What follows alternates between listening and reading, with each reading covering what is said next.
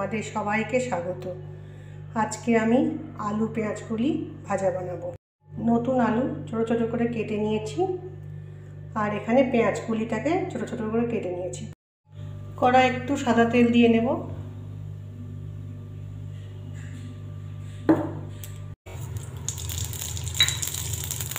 আর একটু শুকনো লঙ্কা দিলাম। সাদা তেলের মধ্যে আমি একটু পোস্ত আর শুকনো লঙ্কা ফোড়ন দিয়েছি। ফোড়নটা ভাজা হয়ে গেছে, এবার আমি আলুগুলোকে দিয়ে দেব।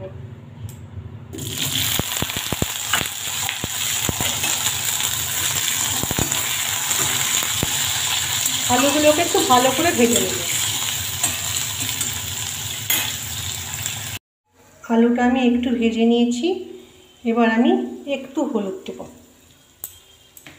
দিয়ে ভালো করে মিশিয়ে নেব। নুনটা এখন দেব না, নুনটা ভাজা হয়ে যাবে প্রায় শেষের দিকে দেব, নাহলে অনেক সময় একটু জল জলে হয়ে যায়।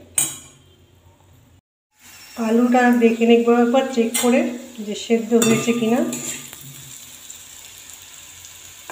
প্রায় সেদ্ধ হয়ে গেছে, এবার আমি পেঁয়াজ কলিটা দিয়ে দেব।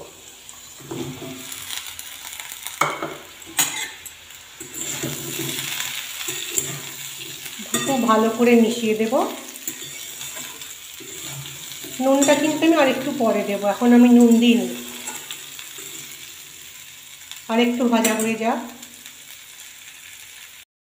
এবার ঢাকাটা খুলে দেখে নেব।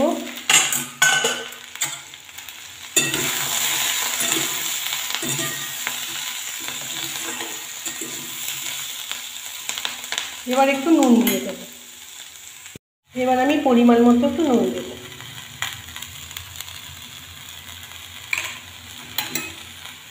ভালো করে মিশিয়ে দেব, আর ঢাকা দেবো না। ঢাকাটা খুলে এবার একটু ভেজে নেব ভালো করে।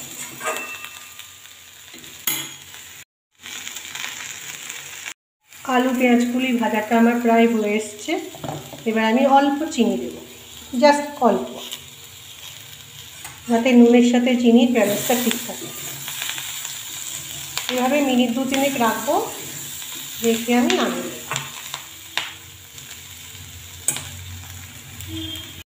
পোস্ত দিয়ে আলু পেঁয়াজ কলি ভাজা আমার তৈরি হয়ে গেছে। এইভাবে বানিয়ে একবার দেখতে পারো, আশা করছি ভালো লাগবে।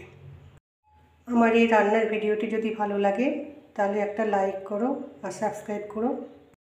তোমরা যে আমার এই ভিডিওটি দেখলে তার জন্য তোমাদেরকে অনেক ধন্যবাদ। আজকের ব্লগটা এখানেই শেষ করছি, ফিরে আসছি পরের একটা রান্নার ব্লগ নিয়ে। তোমরা সবাই খুব ভালো থেকো।